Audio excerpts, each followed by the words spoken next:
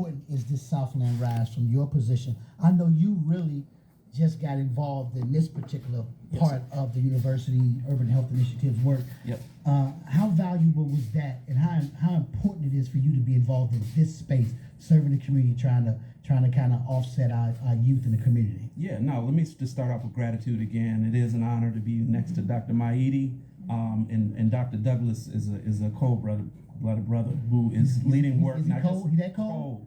Cold, Okay. because when you talk about comprehensive coordinated approach, his combination of prevention programming to tertiary prevention after someone's been harmed, but also policy is important. Dr. Maidi, the legacy, 120 years of an organization.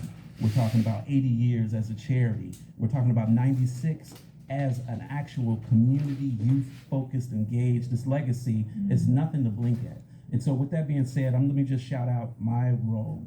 I am the Executive Director for Community and External Affairs for the Urban Health Initiative. And Brother West, as you mentioned, it is an indeed honor to be here. You know, the work that Brenda Battle has led over the past 12 years. She now has had the pleasure of stepping back, retired, and we have Dr. Katina Latham leading this work. Yes. Dr. Selwyn Rogers, indebted to him because he also said, hey, I'm not going to come to be the chief of the trauma center if we don't also have a hospital-based violence intervention program. What does that mean? That means that we have to have credible individuals that are from the community, that are ambassadors, and they're the first people that you see. Now, why I am very thrilled to be in this space, I want to clearly uplift because I want to make sure that our partners at Advocate Hospital don't get mad at, we're always talking about UChicago Hospital. Southland Rise is actually a collaborative between Advocate Hospital as well as University of Chicago Medicine, focusing specifically on Christ Hospital that's in the Oak Lawn community and our hospital that's in the Hyde Park and Ingalls community. We are really driven by, in 2019, first of all, in 2018, we both had our programs. We had our hospital-based violence intervention program, violence recovery program, and Advocate had their trauma recovery centers. In 2019, Senator Durbin launched the HEAL initiative, which was hospital engagement and leadership. Through that action process, we're like, you know what, through our community health needs assessment, we know that trauma, resiliency, and violence prevention are priorities. What I am humbled by is that two institutions that typically are competitors said, you know what, we need to collaborate so we can support our community-based organizations like with Dr. Maidi, like with the Little Scholars Program that Dr. Douglas has, to make sure that, hey, when it comes to prevention, it requires trust. We know that the issues that are connected to violence are not about individual issues, but they're actually largely driven by structural issues that have been tied to policies connected to race and racism. With that being said, the trust has been eroded, and people often trust the individuals that they can see that have been in their community. So what I really appreciate about Southland Rise, through coordinated and collaborative approaches, we've hosted summits. We've partnered with Metropolitan Peace Initiatives to partner with credible messengers through their community violence intervention programs.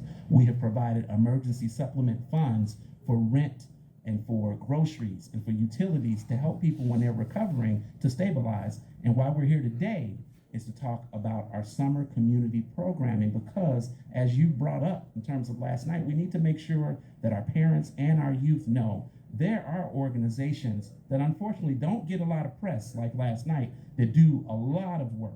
Tremendous. Everybody needs to know about 120 years of Chicago Defender. They need to know about 80 years of Chicago Defender charities, right? That's doing more than just a parade, but they're actually doing youth engagement programming. And so what we're here today is to hear more from Dr. Douglas and Dr. Maidi about that. And then I want to shout out how folks that are doing the program can apply for this grant opportunity. I was just going to close out your part with that. You guys just released a grant opportunity, yes, and we'll get more into that later, where you can also provide a phone number or email yes, on our website where they can go. Any organizations out there listening can go and try to apply. Look, 773-591-1690, 773-591-1690 is the number to call if you want to just get engaged in this conversation, ask a question, or you want to make statements about an organization that you have and you out there trying to do some work, and you want to see how you can get funding. Don't be afraid. 773-591-1690. Dr. Doug,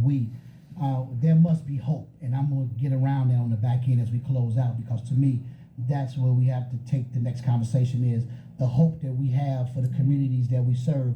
Because if we don't have any hope, why are we doing this? So I'll circle back around that. It's going to be our closing discussion. Maidi, behind the bud, what is that?